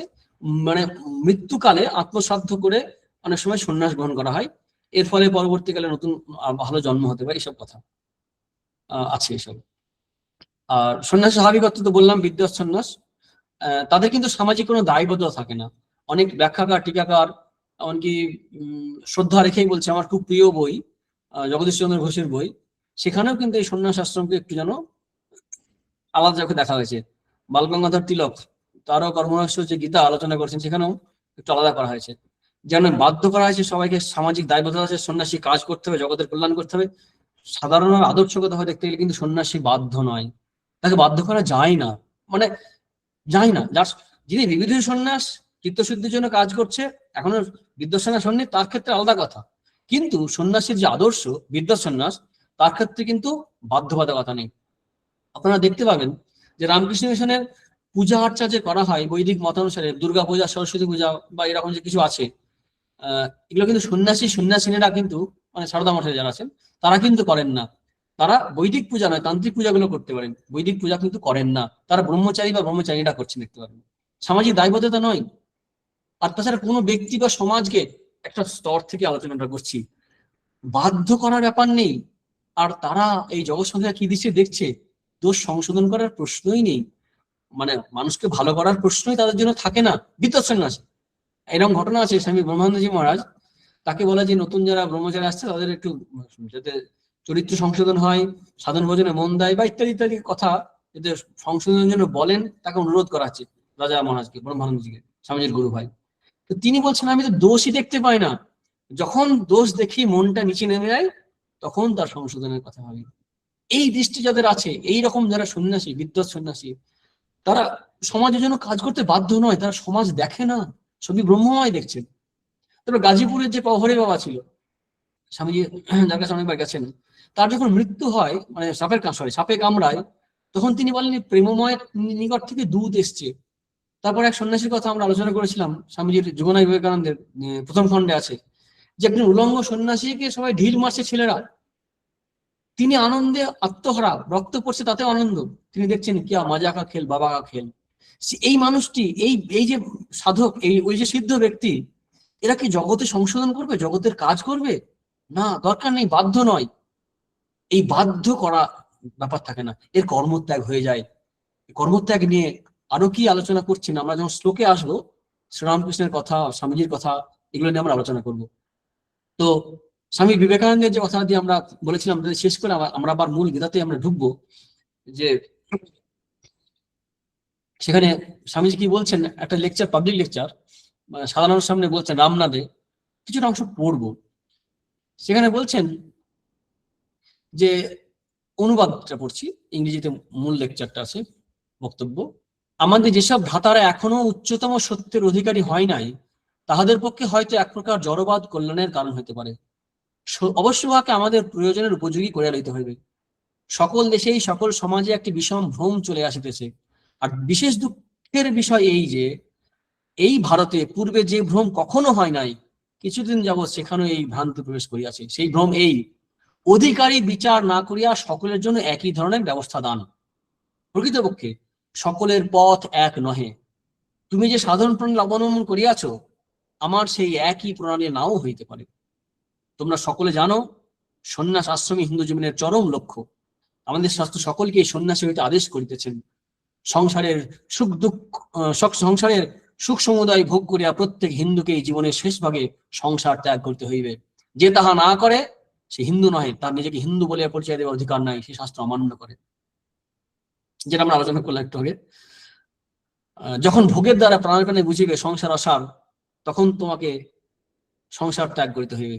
আমরা জানি ইহাই হিন্দুর আদর্শ। যখন পরীক্ষা করে বুঝিবে সংসার রূপ ফলের ভিতরটা ভুয়া, আমরার মতো উহার আটিয়ার চামড়ায় সার, তখন সংসার ত্যাগ করিয়া যেখানে হতে আসিয়াছ সেখানে ফিরিয়া যাবার চেষ্টা করো। মন যেন চক্রগতির সম্মুখে ইন্দ্রিয়ের দিকে ধাবমান হইতেছে, উহাকে আবার ফিরাইয়া পশ্চাতে আসিতে হইবে। প্রবৃত্তি মার্গ ত্যাগ করিয়া নিবৃত্তি মার্গের আশ্রয় গ্রহণ করতে হবে, ইহাই আদর্শ। কিন্তু কিছু পরিমাণ অভিজ্ঞতা হইলে তবেই আদর্শ ধরিতে পারা যায়। শিশুকে ত্যাগের তত্ত্ব শেখানো যায় না, সে জন্মাবধি আশার স্বপ্ন দেখিতেছে। ইন্দ্রিয়েই তাহার জীবনের অনুভূতি, তাহার জীবন কতগুলি ইন্দ্রিয় সুখের সমষ্টি মাত্র। এই কিছুটা ছেড়ে দিয়ে বার করছি। আমাদের শাস্ত্রে ইহার জন্য যথেষ্ট ব্যবস্থা রয়েছে, মানে এদের জন্য যারা সুখভোগ করবে। কিন্তু দুঃখের বিষয়, পরবর্তীকালে সমাজের প্রত্যেকটি মানুষকে সন্ন্যাসীদের নিয়মে বাঁধিবার একটা বিশেষ ঝোঁক দেখা গিয়াছে। ইহা মহাভুল। ভারতে যে দুঃখ দারিদ্র দেখা যাইতেছে, তাহলে বলছেন বাচ্চাকে সুখ ভোগ করিয়া লোক দেখিবে সে ক্রমশ উন্নত হবে। এই জোর করে কথা, সংসার নয় তো ভোগ নয়, কর্তব্য থাকে। একটি ঘটনা মনে পড়ছে, ভাবছিলাম এত আলোচনা যখন তবু চলে যাচ্ছি। একবার প্রতাপ বাবু একজন আছেন, প্রতাপ চন্দ্র বাবু। তো তিনি শ্রীরামকৃষ্ণের কথা মতো প্রথম দিকে আছেন। তিনি কি করছেন, ওখানে পড়ে আছেন। তো তিনি বলছেন, শ্রীরামকৃষ্ণ বলছেন আমি বকে দিলাম, তার স্ত্রী আছে, সন্তান আছে, সেদিকে না তাকিয়ে দিন রাত এই দক্ষিণেশ্বরের পড়ে আছে আর এখানকার অন্ন ধ্বংস করছে, মানে যেখানে অন্নছত্র দিয়েছে। যে তোমার কর্তব্য নেই, গৃহস্থ ধর্ম শেখাচ্ছেন, যাও। তাকে বকে দিলাম, সে গিয়ে একটা কর্মকাজ খুঁজে নিয়ে তাদের অনেক বকাতে তিনি গেলেন। এই যে অনেক সময় হয় না, আমরা কাজকর্ম ছেড়ে দিয়ে দিন রাত সাধু সঙ্গের নাম করে পড়ে থাকি, তার মধ্যে ফাঁকি আছে কিনা, ওই যে সাত্বিক রাজস্বিক তামসিক ত্যাগের কথা আমরা আসবো আলোচনায় পরে হয়তো। তো সেখানে বলছেন যে এই যে মনের মধ্যে একটা ফাঁকিবাজি এসকেপিস্ট মেন্টালিটি থাকে, যে সাধু সঙ্গ করছি বা আশ্রমে আছি, ভগবানের সেবা করছি বা জনসেবা করছি, কিন্তু আমার এটা যেমন কর্তব্য, ঠিক তেমনি আমার গৃহস্থের কিছু কর্তব্য আছে, স্ত্রী পুত্রের প্রতি কর্তব্য আছে, স্বামীর প্রতি কর্তব্য আছে, অনেক ভাগ আছে। পঞ্চ মহাযজ্ঞের কথা আমরা আলোচনা করেছি, আবারও করবো প্রয়োজন হলে। তো এই যে কর্তব্যগুলো আমাদের আছে, সেই কর্তব্যগুলো আমাদের করা উচিত। অনেক সময় এই সাধুসঙ্গের বাসনা, সাধুসঙ্গ খুব প্রয়োজন, আমরা করি না। সৎসঙ্গ করার প্রয়োজন আছে, খুবই প্রয়োজন আছে, কিন্তু তার নামে সবটা সময় যদি আমরা এখানেই কাটিয়ে দিই, তাহলে কিন্তু আমরা কর্তব্যে অবহেলা করছি। কারণ আমার সেই বিদ্যৎ সন্ন্যাসীর মতো অবস্থা হয়নি। আমার দেহ বুদ্ধি প্রবল, আমি আমার নিজের খাওয়া থাকা পড়া অসুবিধা হলেই তিরিং করে লাফিয়ে উঠি, অথচ বাড়ির দিকে খবর রাখবো না, বাড়ির খবর রাখবো না। এটা কিন্তু গৃহস্থের ক্ষেত্রে কর্তব্যের গাফিলতি হচ্ছে। তো শুধুমাত্র ভোগ নয়, ভোগও আছে, তার সঙ্গে কর্তব্য আছে। স্বামী বিবেকানন্দ বলছেন এই ভেদাভেদ গুলো রেখে যে যেখানে আছে কর্মযোগী কর্তব্যের কথা বলছেন, এখানে স্বামীজি ভোগের কথা বললেন, যে বেচারাকে একটু সুখ ভোগ করতে দাও, তখন তার মধ্যে ভোগের থেকে ত্যাগের দিকে তার মন যাবে। তবে এটাও সত্যি কথা, ভোগ করতে গেলে ভোগেই মন যায়, সংস্কার তৈরি হয়, আর উঠতে চায় না। তাই ভোগ করার সঙ্গে সঙ্গে একটু বিচার বুদ্ধিও রাখতে হবে। তো অর্জুনের যে প্রশ্ন ছিল, আমরা অনেক আলোচনা করলাম এই প্রসঙ্গে, সেই প্রশ্নটা কি, যে সন্ন্যাস এবং ত্যাগের কথা আমাকে একটু আলাদা করে পরিষ্কার করে বলুন বা বলো। তো শ্রীকৃষ্ণ প্রথম শুরু করছেন 3 নম্বর শ্লোক থেকে, একটু ভেঙে ভেঙে বিভিন্ন জনের মত আলোচনা করছেন, পরে নিজের ভার্ডিক্ট দেবেন। কাম্যানং কর্মণং ন্যাসং সন্ন্যাসং কবয়ো বিদুঃ সর্বকর্ম ফল ত্যাগং প্রাহুস্ত্যাগং বিচক্ষণাঃ। সন্ন্যাস কি আর ত্যাগ কি, এটা কোন কোন কবি মানে মুনি ঋষি বলছেন যে কাম্য কর্মের ত্যাগ হচ্ছে সন্ন্যাস। আবার বিচক্ষণা কেউ কেউ বলছেন যে সর্বকর্ম ফল ত্যাগ, কর্মত্যাগ নয়, কর্মের ফলের ত্যাগ। সমস্ত কর্ম, নিত্য নৈমিত্তিক কাম্য সমস্ত কর্মের ফল ত্যাগ। সাধারণত কেউ কেউ বলে নিত্য নৈমিত্তিক কর্মের ফল ত্যাগ। এখন বেদের দিকে, উপনিষদের দিকে যে তাকায় আমরা, প্রাচীন শাস্ত্রের দিকে, আমাদের অনেকগুলো কর্ম আছে, মুখ্যত 6 ভাবে ভাগ করে, 5ও বলানোর সময়। এটা হচ্ছে নিত্য কর্ম, নৈমিত্তিক কর্ম, কাম্য কর্ম, নিষিদ্ধ কর্ম, প্রায়শ্চিত্ত কর্ম, কটা হলো? 5টা। আর হচ্ছে উপাসনা। আবার কি অন্যান্য ভাবে ভাগ করে। তো নিষিদ্ধ কর্ম কর্মের মধ্যে পড়ে না, তাহলে একটা বাদ চলে গেল, থাকছে 4টে, 5টা। উপাসনাকে কর্ম বলা হয়, এটা মানসিক কর্ম, ভগবানের ধ্যান চিন্তা ইত্যাদি বলা হয় সন্ধান করার সময়। ওটাকে অনেক সময় ভাগ করে না, উপাসনাকে অনেকে নিত্য কর্মের মধ্যে, নিত্য কর্মের আন্ডারে নিয়ে আসে। তাহলে সেক্ষেত্রে আমরা আবার 4টে পাচ্ছি, নিত্য, নৈমিত্তিক, কাম্য। প্রায়শ্চিত্তকে অনেকে কর্ম বলতে চাইছেন না, কারণ ওটা তো সবার ক্ষেত্রে নয় এবং বিশেষ ক্ষেত্রে প্রযোজ্য নয়, তাই আরো ছোট হয়ে আসছে নিত্য, নৈমিত্তিক, কাম্য কর্ম। এই 3 রকম কর্মের কথা আমরা পাই। নিত্যকর্ম কি? এই যে প্রতিদিনের যে আমাদের কর্তব্য কর্ম আছে, বেদ অনুসারে আমাদের যে অগ্নিহোত্র আদি যজ্ঞ করতে হয় প্রতিদিন, যে অগ্নি, আগে এখন তো বন্ধ হয়ে গেছে এগুলো, আজকাল আমরা বলতে পারি যেমন এই সন্ধ্যা প্রদীপ দিই, একটু ভগবানের প্রতিদিন যারা গায়ত্রী জপ করে তারা সন্ধান নেই, এগুলো নিত্যকর্ম। এছাড়া পঞ্চমহাযজ্ঞ যে আছে সেগুলোকেও বলা যেতে পারে নিত্যকর্মের মধ্যে। নৈমিত্তিক কর্ম কিরকম? অকেশনালি হয়, যেমন আমরা জন্মদিন পালন করি সেরকম আর কি। কোনো একটা জায়গায় ঘুরতে গেলাম, তীর্থ, সেখানে কিছু একটা কাজ করলাম, কোনো একটা সময় তিথি অনুসারে কাজ করলাম, সেটাকে বলা হয় নৈমিত্তিক কর্ম। 12 মাস নেই, সব সময়, একাদশী তিথি যেমন, এটা নৈমিত্তিক কর্ম। কাম্য কর্ম হচ্ছে একটা বিশেষ ফল পাওয়ার জন্য কর্ম, যেমন স্বর্গ কাম ইয়া যেত, পুত্র কাম ইয়া যেত, মানে স্বর্গের কামনা, এটা ইহলৌকিক নয়, পারলৌকিক। স্বর্গ লাভ করবো, পুণ্য কর্ম করছি, যজ্ঞ করছি।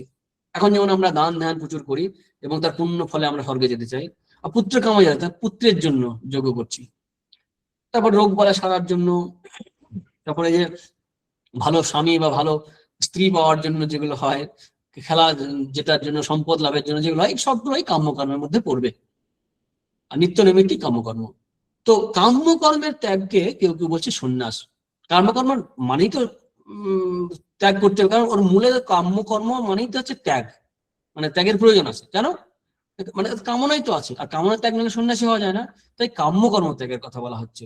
কিন্তু নিত্য নৈমিত্তিক কর্ম ত্যাগের কথা বলা হচ্ছে না। তো নিত্যকর্ম তোমাকে করতে হবে, ওর কোনো চিত্তশুদ্ধি ছাড়া অন্য কোনো ফল দেয় না। এখন যদি ফল চাও, কামনা করো আলাদা করে, হাততালি পাবো এর দ্বারা যে আমি ভালো জীবনযাপন করি, বা স্বর্গ লাভ করবে এর দ্বারা, তাহলে হয়তো তার সঙ্গে কামনার জন্য ফল এসে যাবে। কিন্তু নিত্যকর্ম হচ্ছে ম্যান্ডেটরি কর্ম, মানে ওটা কোনো স্পেসিফিক কামনা নিয়ে আমরা করছি না। এই কাম্য কর্মের ত্যাগকে কেউ কেউ বিদুর কি বলে, সন্ন্যাস, সন্ন্যাস বলা হয়। আর সমস্ত কর্মের নিত্য নৈমিত্তিক বা সমস্ত কর্মের প্রায়শ্চিত্ত কর্মের প্রয়োজন নেই, কারণ প্রায়শ্চিত্ত কর্ম একটা স্পেসিফিক কারণে, একটা অপরাধ স্খলনের জন্য আমরা হয়তো করি। নিষিদ্ধ কর্ম তো করার কথাই নয়, তার তো মানে নিষিদ্ধ কর্ম যে করে তার তো অন্য কর্মগুলোর কোনো তাৎপর্যই থাকবে না, তাই নিষিদ্ধ কর্ম সম্পূর্ণ ত্যায্য। বাকি যে কর্মগুলো থাকছে সেই কর্মের উপাসনা, এমনকি উপাসনার ফল ত্যাগ করতে হয় সমস্ত কাজ করার পর। শ্রীকৃষ্ণ অর্পণমস্তু, আমরা গীতা পাঠের পর লাস্টে যে বলি শ্রীকৃষ্ণ অর্পণমস্তু, আমাদের রামকৃষ্ণ মিশনের সময় শ্রীরামকৃষ্ণ অর্পণমস্তু বলা হয়, অর্থাৎ সমস্ত কর্মের ফল ভগবানকে সমর্পণ করা হচ্ছে। এই এই এই যে কর্মের ফল ত্যাগ, এটাকে বলা হচ্ছে কেউ কেউ ত্যাগ, এটা শ্রীকৃষ্ণ বললেন। আর এই ত্যাগ এবং আগেই বলেছি, ত্যাগ আর সন্ন্যাসটা কিন্তু আলাদাভাবে ব্যাখ্যা করবেন না, শ্রীকৃষ্ণ দেখাবেন যে দুটো একই একই কথা। তারপরে আরো কিছু ওপিনিয়ন শ্রীকৃষ্ণ দিচ্ছেন, যে কোন কোন মনীষী বলছেন যে সব কাজ ত্যাগ করো, কারণ কাজে দোষ আছে। সর্বারম্ভ কি সমস্ত আরম্ভ, মানে মানে ইনিশিয়েটিভ যেগুলো আনি কাজের, সবই কোনো না কোনো দোষ থাকবে। ধূমে না আগ্নি নির্বাপৃত আমরা পেয়েছি আগে, সমস্ত কাজ ধোঁয়া অর্থাৎ স্মোক আবৃত আছে, আর মানে আগুন আছে, সমস্ত অগ্নি হয়েছে মানে ধোঁয়া আছে। তেমনি যে কোনো কাজ করতে যাবো, কোনো না কোনো পাপ তৈরি হতে পারে, হিংসা হতে পারে, যার জন্য পঞ্চমহাযজ্ঞের কথা বলা হয়। তো হয়তো সাধনা করতে গেছি, একটা আমার পায়ের তলায় কিছু পোকামাকড় মারা গেল, বা অগ্নিহোত্র যজ্ঞ করতে গিয়ে বা কোনো কিছু করতে গিয়ে দেখা যাবে যে একটা পোকা এসে পড়ে মারা যাচ্ছে, মানে অনিচ্ছাকৃত হিংসা হয়ে যাচ্ছে। আবার কিছু কিছু আছে হিংসা, ইচ্ছাকৃত হিংসা করা হয়। এখন অবশ্য সেগুলো বন্ধ হয়ে গেছে অনেক কিছুই, যে যজ্ঞে বা যে পশু বলি ইত্যাদি ব্যাপারগুলো আছে, তো নিত্য নৈমিত্তিক কর্মের মধ্যে এগুলো আছে। তো বলছে যে দরকার নেই, সমস্ত কাজ ত্যাগ করো, সব সব কাজই দোষযুক্ত, কোন কোন ব্যক্তি বলছেন। আবার কেউ কেউ বলছে যোগ্য দান তপ্য রূপ যে কর্ম এগুলো ত্যাগ করা যাবে না। যজ্ঞ দান তপ কর্ম ন ত্যাজ্যম ইতি পরে ত্যাজ্যং দেশে অদিত্তিকে কর্ম পাহুর মনীষিণ যজ্ঞ দান তপ কর্ম ন ত্যাজ্যম ইতি পরে। কিন্তু যজ্ঞ দান তপস্যা কর্মকে ত্যাগ না করার কথা বলছেন। এখন এই যোগ্যদানের মধ্যে যোগ্য করার কেন প্রয়োজন আছে, ব্যাপারটা হচ্ছে কি যে যারা প্রাথমিক সাধনে সিদ্ধ হয়ে যোগারূঢ় হয়েছে প্রাইমারি লেভেলে, তাদের পক্ষে সব ত্যাগ করে ধ্যান করা বা সন্ন্যাস গ্রহণ করা সম্ভব এবং উপকারী। কিন্তু যারা একটু স্থূল বুদ্ধি সম্পন্ন মানুষ, অনেক সময় কি হয় এটা জানে না, না জেনে মনকে তৈরি না করে ধ্যান করতে বসে গেল বা সব ত্যাগ করে সন্ন্যাসী হয়ে গেল, তাদের ক্ষেত্রে কিন্তু এগুলো ফলপ্রদ হবে না। তাই জগতের সামনে আমরা যে আদর্শ স্থাপন করতে যাই, ওই ওই ওই পথ ফলো করে একটা ভণ্ডামি আদর্শ স্থাপন করি, বিকৃত আদর্শ স্থাপন করি। যে যোগ্য হয়ে যদি যায় তখন তার সুফল পাওয়া যাবে, যোগ্য না হয়ে যদি ধ্যানে বসি, চঞ্চল মন নিয়ে ধ্যানে বসতে গেলাম, মনকে তৈরি করলাম না। আমরা ষষ্ঠতে অনেক আলোচনা করেছি প্রস্তুতির ব্যাপারটা নিয়ে, আর এখানে বিশেষ আলোচনা যাচ্ছি না। সন্ন্যাসের ক্ষেত্রেও তাই, অধিকারী না হয়ে যদি সন্ন্যাস আশ্রমে প্রবেশ করি, তো সন্ন্যাস আশ্রমকে কলুষিত করা হবে। তো এই তাদের ক্ষেত্রে কি আছে যে এই যজ্ঞ দান তপস্যা ইত্যাদি কর্ম করা উচিত, যতদিন আমার সেই বিদ্যুৎ সন্ন্যাসের অবস্থা বা বিবিদিশা না জাগছে। বিবিদিশা, যাগযজ্ঞ, পঞ্চমহাযজ্ঞ এগুলো হচ্ছে যজ্ঞের মধ্যে পড়বে, কর্ম উপাসনা এগুলো সব পড়বে। অবশ্য তপস্যা করার সময় এর মধ্যে ফেলে, উপাসনার মধ্যে আন্ডারে আনা হয়। তো ওই পঞ্চমহাযজ্ঞ এটা নিয়ে পরে আমরা আলোচনা করবো দরকার হলে। তো এই যে যজ্ঞ, আমরা শব্দ আলোচনা করছি, দান, পরোপকার, সমস্ত জীবের মানে অন্য, আমি ছাড়া অন্যের জন্য সেবা করা, স্ত্রী পুত্র পড়বে, ওর মধ্যে পাড়ার লোকগুলো পড়বে, জগৎ পড়বে, দেশ পড়বে, সবাই পড়বে। কিন্তু ভাবনা হবে কি, একটু ডেভেলপ যদি করা যায় আধুনিক ভাবধারায়, তাদের মধ্যে ভগবান আছেন বা এরা ভগবানের, এই বোধে দান করা যেতে পারে। সেই দানের দ্বারাও চিত্ত শুদ্ধি হবে আস্তে আস্তে। এগুলো ত্যাগ করার কথা বলছে না কোনো কোনো মতে, শ্রীকৃষ্ণ বলছেন অপরে। তপস্যা হচ্ছে কি, কষ্ট স্বীকার করা। তপস্যা নিয়ে আলোচনা আমরা করেছি, যজ্ঞ দান তপ তিনটি আলোচনা আমাদের সপ্তম হয়েছে। শ্রীকৃষ্ণ এখন বলছেন যে 4 নম্বর শ্লোকে, নিশ্চয়ং শৃণুমে তত্র ত্যাগে ভরত সত্যম ত্যাগ হি পুরুষ ব্যাঘ্র ত্রিবিধ সম্প্রকীর্তিত। আবারও বলি, এই যে ত্যাগের কথা বলছেন 3 রকম, এই 3 রকম ত্যাগ কিন্তু গুণাধীন, গুণাতীত নয়। অর্থাৎ ট্র্যাডিশনাল যে সন্ন্যাস, বিদ্যৎ সন্ন্যাস বা বিবিদিশা সন্ন্যাস, এই সন্ন্যাস নিয়ে আলোচনা করবেন না। কাজের মধ্যে, সংসারের মধ্যে যারা আছে তাদের ক্ষেত্রে ত্যাগের বিভাজনটা করবেন। এবং আমরা দেখতে পাবো অর্জুন জানতে চাইলেন যে ত্যাগ এবং সন্ন্যাসের ব্যাপারটা আলাদা করে আমাকে বুঝিয়ে দেওয়া হোক, কিন্তু শ্রীকৃষ্ণ এখানে ত্যাগ এবং সন্ন্যাসকে একই অর্থে ব্যবহার করছেন দেখতে পাবো। কারণ এখানে বলছেন কি, নিশ্চয়ং শৃণুমে তত্ত্ব ত্যাগে ভরত সত্যম ত্যাগী পুরুষ বিগ্রহ ত্রিবিধ সম্পর্কিত। এবার ত্যাগ বিষয়ে নিশ্চয়ং শৃণু, অর্থাৎ পরিষ্কার করে বলেছি, ভালো করে শোনো। কারণ পরবর্তীকালে আমরা দেখতে পাবো সেখানে নিহত সন্ন্যাসের কারণ মধ্যে, যেখানে তামস ত্যাগের কথা বলবে সেখানে সন্ন্যাস শব্দ ব্যবহার করবেন, আর এখানে উনি বললেন ত্যাগ শব্দ ব্যবহার করলেন। এই 4 নম্বর শ্লোকে ত্যাগের কথা বলতে গিয়ে সন্ন্যাস শব্দ ব্যবহার করছেন, সন্ন্যাসের কথা বলতে গিয়ে ত্যাগের শব্দ ব্যবহার করছেন। অর্থাৎ সন্ন্যাস এবং ত্যাগের যে মুখ্য তাৎপর্য, উদ্দেশ্য, সেটা এখানে বলছেন। আর তার কনফিডেন্স বাড়াবার জন্য বলছেন ভরত সত্যম, মানে ভরত বংশের শ্রেষ্ঠ পুরুষ ব্যাঘ্র, এইটা কনফিডেন্সের জন্য। এটা আছে একটা স্টাইল, ছাত্রের মধ্যে বা শিষ্যের মধ্যে একটা কনফিডেন্স হওয়ার জন্য, উৎসাহ দেওয়া, তাকে মিক্স জানানো, এই অ্যাটিটিউড নয় যে তুমি পারবে, তুমি জানবে, এই আত্মবিশ্বাস জন্মিয়ে দেওয়াটা শিক্ষকের একটা বড় কাজ। শ্রীকৃষ্ণ ত্যাগের তত্ত্ব বলতে গিয়ে এই জন্য এই দুটি সম্বোধন করেছেন। অনেক অনেকে এইভাবে আলোচনা করেন টিকাকারেরা, যে পুরুষ ব্যাঘ্র এবং ভরত সত্যম। যজ্ঞদান তপ কর্ম না ত্যাজ্যং কার্যমেব তৎ যজ্ঞদানং তপশ্চৈব পাবনানি মনীষিণাম। এবার শ্রীকৃষ্ণ তার নিজের মত বলছেন। প্রথম বলে, এই আগে যেটা বলা হলো যজ্ঞদান তপ না ত্যাজ্যম ইতি পরে, এটা অন্যদের মত। তারপর কাজ কর্ম ত্যাগ করে, এটা অন্যের মত। কাম্যকর্ম ত্যাগ অন্যের মত। শ্রীকৃষ্ণ এদের মধ্যে বলছেন যে এই মতটা আমার মত। যজ্ঞদানং তপশ্চৈব পাবনানি মনীষিণাম। যজ্ঞদান, তপস্যা, এগুলো সাধককে পবিত্র করে, মনীষীদেরকে পবিত্র করে, এগুলো ত্যাগ করবে না। কার্যমেব তৎ, এগুলো করা উচিত। এখন আমরা অনেকটাই আলোচনা করে নিয়েছি, সময় থাক আমরা পরের দিনে আলোচনা করবো।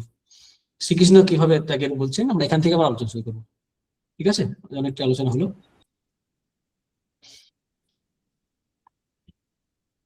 প্রণাম মহারাজ। এতক্ষণ আমরা, হ্যাঁ মহারাজ, আমি শ্লোক পড়বো, কিন্তু অনেক নতুন জিনিস অনেকে অজানা জিনিসও জানার সুযোগ হলো হয়তো। হ্যাঁ হ্যাঁ, এতক্ষণ আমরা মহারাজের নিকট থেকে গীতার অষ্টাদশ অধ্যায়ের মোক্ষ যোগের বিষয়ে আমরা আলোচনা শুনলাম। আলোচনা হলো 5 নম্বর শ্লোক পর্যন্ত। এর মধ্যে আমরা বিশেষ করে ত্যাগ এবং সন্ন্যাসের 4 নম্বর, বিষয়ে 4 নম্বর 5 শুরু করবো। আচ্ছা আচ্ছা, 4 নম্বর পর্যন্ত আমরা এতক্ষণ যে আলোচনা শুনলাম তার মধ্যে বিশেষত ত্যাগ এবং সন্ন্যাস এই দুটি বিষয় আলোচনা হলো, এবং এই দুটি শাস্ত্রীয় বিষয় কিভাবে আমাদের মানব জীবনের সঙ্গে ওতপ্রোতভাবে জড়িত সে বিষয়ে মহারাজ অত্যন্ত সুন্দরভাবে নানান উদাহরণ দিয়ে, বিভিন্ন মনীষীদের উদাহরণ দিয়ে, বিশেষ করে রামকৃষ্ণ আলোকে এই বিভিন্ন শাস্ত্রীয় তত্ত্বগুলোকে সাংসারিক বিষয়ের সঙ্গে যুক্ত করে আমাদের সামনে অপূর্বভাবে উপস্থাপন করলেন। তার জন্য মহারাজকে আমাদের সকলের পক্ষ থেকে সশ্রদ্ধ প্রণাম এবং কৃতজ্ঞতা জানাই। এখন আমাদের মধ্যে যারা উপস্থিত আছেন সত্রী মণ্ডলী, তাদের কাছে অনুরোধ যে আপনাদের এই বিষয়ে আজকে আলোচনা বা পূর্ববর্তী কোন আলোচনার বিষয়ে যদি কোনো রকম কোনো জিজ্ঞাসা থাকে তাহলে আপনারা উপস্থাপন করতে পারেন।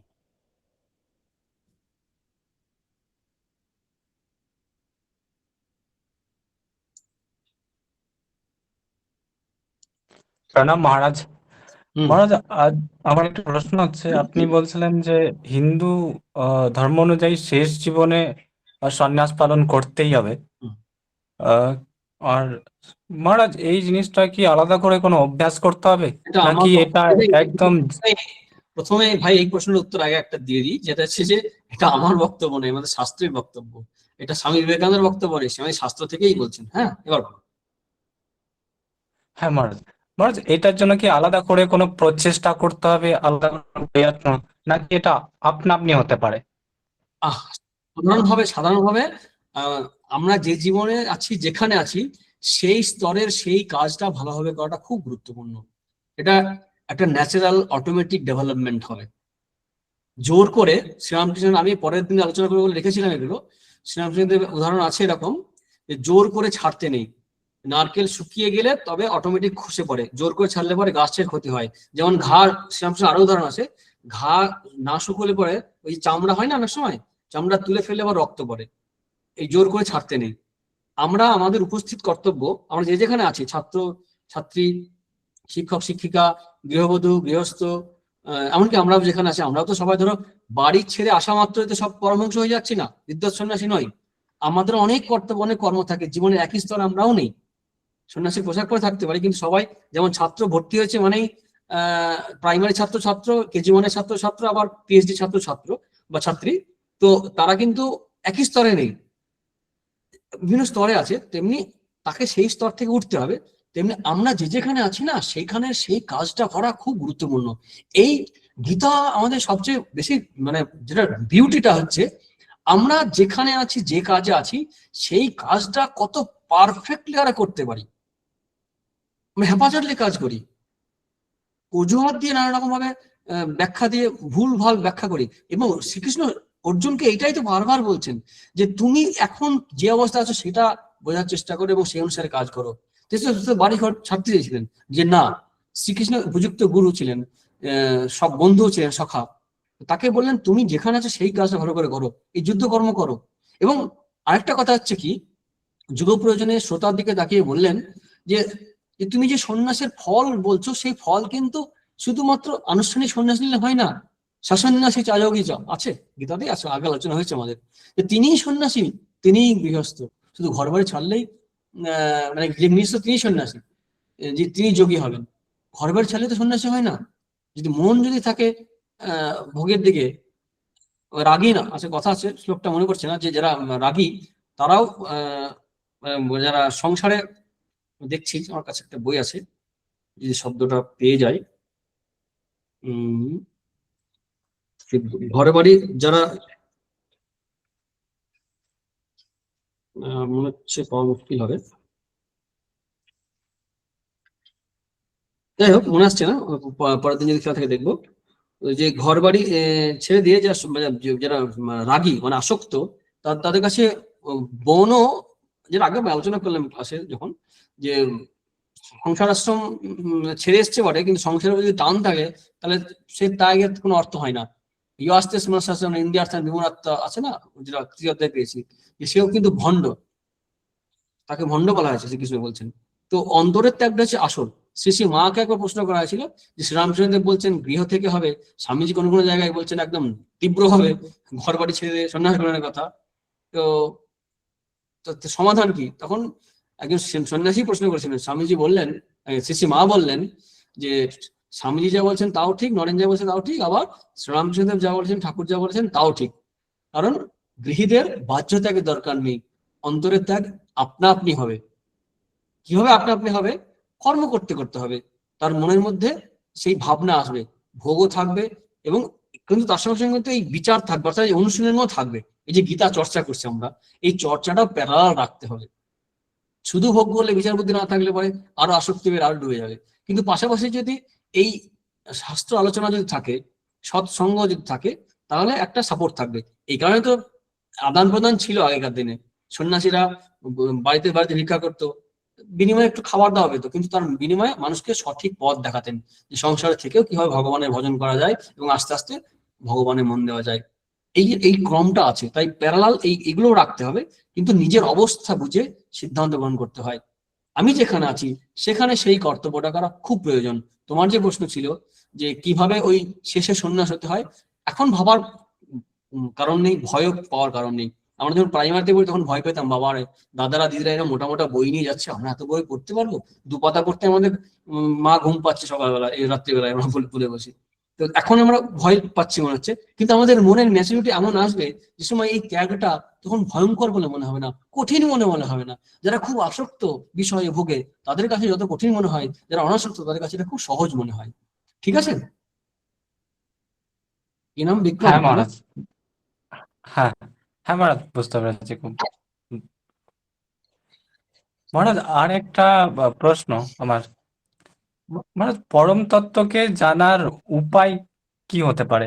একটা হচ্ছে যে সৈদ্ধান্তিক যে অন্ত জানা, দেখো সিদ্ধান্তগুলো বেসিক রয়েছে হচ্ছে শুধুমাত্র শাস্ত্র থেকে চিত্তশুদ্ধি।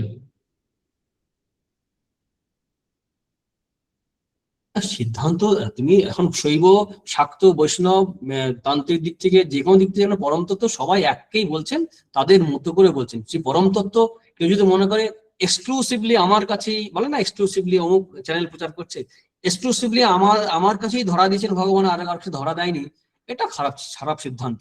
তা নয়, সাধকের মনের মানসিকতা অনুসারে ভগবান তার কাছে সেইভাবে আবির্ভূত হন। যে তন্ত্রমতেই যাক আর যে মতেই যাক না কেন, যে পথেই যাক না কেন, সেই একই ভগবান। তিনি কালী রূপে আসছেন, তিনি ব্রহ্ম, তিনি সচ্চিদানন্দ, তিনি কৃষ্ণ, তিনি রামকৃষ্ণ। এই ভেদাভেদ দরকার নেই। তো যে পথেই বা যে মতেই যায় না কেন, আন্তরিকভাবে সে পথে গেলে পরে আমরা সেই এক তত্ত্বই, পরম তত্ত্বকে আমরা পাচ্ছি। তবে খেয়াল রাখতে হবে, চিত্তশুদ্ধি, চরিত্র মানে কুড়েমি না করা, এগুলো গুরুত্বপূর্ণ জিনিস। চিত্তশুদ্ধি হচ্ছে মূল পাওয়ার ক্ষেত্রে, চিত্তশুদ্ধি করতে হবে। সেটা হচ্ছে, তার জন্য কি হয়, বেসিক্যালি ত্যাগ। ত্যাগের কথা শুনলে ভয় পাই আমরা। ত্যাগ সেই কারণে সময় বলা হয় কি, সব করো মনে ত্যাগ করো। মনে ত্যাগ কঠিন, কিন্তু মনে মনেও ত্যাগ করা। কারণ যে ছেলেটিকে আমি চিরদিন আমার সোনা মনা করে এসেছি, তাকে ভগবান এবং বা ভগবানের সন্তান, এই ভাবটা মন চাই না, আমাদের অভ্যাস নেই। যেহেতু আমারই ছেলে, তাকে আদর করে আমি আনন্দ পাচ্ছি। কিন্তু যদি ভাবি যে সে ভগবানের এবং ভগবান, এবং সে ভগবান যদি আমার খুব প্রিয় হয়, তখন আনন্দ কিন্তু কমবে না, অনেক গুণে বেড়ে যাবে। এই তত্ত্ব বোঝার জন্য আমাদের মনের একটু উন্নতি বা প্রগতির দরকার আছে। তার জন্য সাধনার কথা বলা হয়। পথ বলতে এটাই, ত্যাগ এবং অনুরাগ। এক কথায় বলতে গেলে অনুরাগ এবং ত্যাগ। ঠিক আছে? রাগ এবং অনুরাগ, বিরাগ আর অনুরাগ, এই দুটো চাই। বিরাগ হচ্ছে বিষয়ে, অনুরাগ হচ্ছে ঈশ্বরে বা তত্ত্বে। ঠিক আছে? আচ্ছা মহারাজ, ধন্যবাদ মহারাজ। মহারাজ আমার বিষয়টা হচ্ছে যে আমি বলছিলাম যে এগুলো কি শুধুমাত্র শুনি, শাস্ত্র শুনি, যেমন অনেক যারা রিসার্চ করা তারা এরপর বিভিন্ন পরম তত্ত্বের উপর, মোক্ষের উপর বিভিন্ন কাজ করছে, গবেষণা করছে, তো তাদের কি সেইভাবে মোক্ষ লাভ সম্ভব, নাকি যে শ্রবণ মনন নিধিধ্যাসন ত্যাগ না, আসক্তিহীনতা? অনুষ্ঠান অনুষ্ঠান না করলে হবে না। দেখো, সন্ন্যাসের উপরে কেউ পিএইচডি করে নিতে পারে, সে একদম ভালো সন্ন্যাসী না হতে পারে। কেউ সন্ন্যাস শব্দের অর্থ ভালো না জানতে পারে।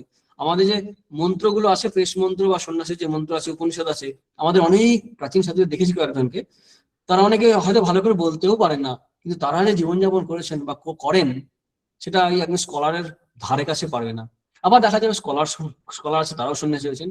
এটা কিন্তু পরিষ্কার মানে চর্চা নয়, চর্যা একটা শব্দ আছে সংস্কৃতে, চর্যার উপর নির্ভর করছে, জীবন যাপনের উপর নির্ভর করছে। ঠিক আছে, অনুশীলন না হ্যাঁ করলে মহারাজ, হবে না। বুঝতে পেরেছি। হ্যাঁ, মানে ত্যাগের তত্ত্ব, চরিত্র গঠনের অনেক তত্ত্ব দিয়ে অনেক আমি লেকচার দিয়ে দেবো, উপদেশ দিয়ে দেবো, কিন্তু তার পরবর্তীই আমি একদম উল্টো জীবনযাপন করতে পারি, একদম উল্টো জীবনযাপন করতে পারি। দেখা যায়, আমাদের চোখের সামনেই চোখ খুলে দেখা যায়। তাদেরকে তো আমরা ভণ্ড বলে অনেক সময় দূর করি না পরবর্তীকালে। হ্যাঁ মহারাজ, ধন্যবাদ মহারাজ, প্রণাম।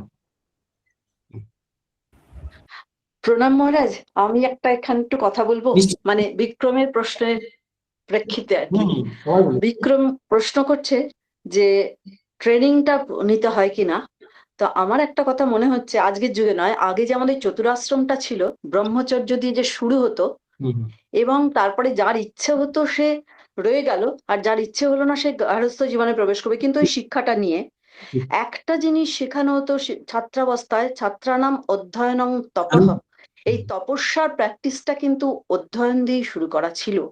আমরা আজকে সেখান থেকে সরে গেছি। আমার মনে হয়েছে যে সেই অর্থে প্র্যাকটিসটা কিন্তু করতে হতো। আজও কিন্তু তার রেশ রয়ে গেছে মহারাজ, আমার এটা মনে হয় রেশটা রয়ে গেছে। কিন্তু আমরা সেখান থেকে আধুনিকতার এতে হোক বা বিভিন্ন প্রভাবে হোক আমরা সরে যাচ্ছি, অস্থির একটা মানসিকতায় চলে গেছি। কিন্তু প্র্যাকটিস একটা দরকার ঠিক ঠিক ঠিক, একদম ছিল, ঠিক। কিন্তু আমার এটা মনে হয়। ঠিক ঠিকই বলেছেন। কারণ ব্রহ্মচারী শব্দের অর্থ ছিল কি, ব্রহ্মচারী মানেই কিন্তু, ব্রহ্ম শব্দের অর্থ বেদ। অনেকে ব্রহ্মচারী, হ্যাঁ, অনেকে ব্রহ্মচারী মানে মনে করে বিবাহ করবে না, নারী সঙ্গ করবে না, বা নারী পুরুষ সঙ্গ করবে না। এটা কিন্তু তাৎপর্য ছিল না।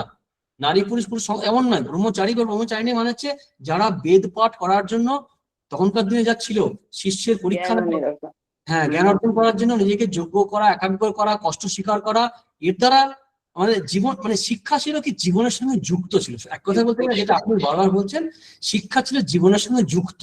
কিন্তু আমাদের বর্তমান শিক্ষা অনেক সময় দেখা যাচ্ছে যে জীবন বিমুখ, জীবনমুখী নয়, যে শব্দগুলো এখন চলে খুব, জীবন বিমুখ শিক্ষা। আমি চর্চা করছি এক, চর্চা করছি আর এক। আমি বলছি ত্যাগের কথা, ভোগে মত্ত আছি। আবার আমি হয়তো দেখা যাবে যে ভালো ভালো বিষয়ে চর্চা করছি, অথচ খারাপ খারাপ বিষয় নিয়ে আছি, বা ওগুলো নিয়ে মাথা ঘামাই না। জীবনের সঙ্গে যোগ থাকাটা খুব জরুরি। যে কারণে আশ্রমিক পদ্ধতি শিক্ষার কথা কেন বলা হয়, এই কারণে বলা হয়েছে যে তারা যা শিখবে তা প্র্যাকটিস করবে। এই যে তপস্যা, ছাত্রানাম অধ্যয়নং তপ, এটা ভীষণভাবে সত্য। যে কারণে বিক্রমের যে প্রশ্ন, সেই প্রশ্নটা উঠেছে আজকাল স্বাভাবিক, যে আলাদা করে প্রশ্ন করতে হচ্ছে, তাহলে কি অভ্যাস করতে হবে? হ্যাঁ, অভ্যাস করতে হবে। আগে এটা মনে হতো না, কারণ যেখানে আলু কচু সব এক দর, সেখানে আলাদা করে কেউ প্রশ্ন করে আলুর দাম কত আর কচুর দাম কত। যেখানে শিক্ষা ব্যবস্থা ভেঙে চুরে তছনছ হয়ে যায়, সেখানে আলাদা করে প্রশ্ন করতে হয় যে যে এটা এটা কি আলাদা করে করতে হবে? হ্যাঁ, আলাদা করে করতে হবে, কারণ সেই অভ্যাসগুলো আমাদের জীবন থেকে সরে গেছে। এখন তো আরো এআই এর যুগে যে এসেছি, সেখানে আচার্য এবং গুরু বা শিষ্যের বা সহপাঠীর যে একটা ভূমিকা আছে, মানে লিভিং হিউম্যান বিং, সেইটা হারিয়ে যাচ্ছে।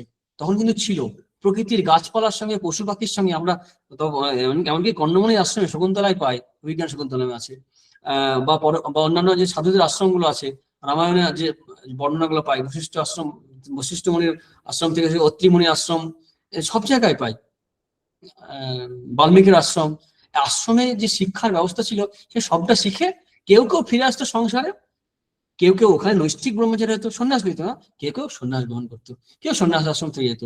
তো সন্ন্যাসটা হচ্ছে, তাৎপর্য হচ্ছে কি হিন্দু ধর্মের, যে সারা জীবন তো একই রকম, এটা ন্যাচারাল। তো একটু চিন্তা করলে বোঝা যাবে, সারা জীবন তো একই কারণে নয়। বাল্যকাল তো আমি ভোগ করে কাটাইনি, যে ধরনের হোক, যৌবনে করি আমরা, যেমন করিনি তেমনি মানে আমার ম্যাচিওর অবস্থা, বার্ধক্য অবস্থার জন্য অন্য কর্ম নির্দিষ্ট আছে। সেটা তখনই করা সম্ভব হবে যদি পরপর সব কাজগুলো ঠিক ঠিক করে যায়।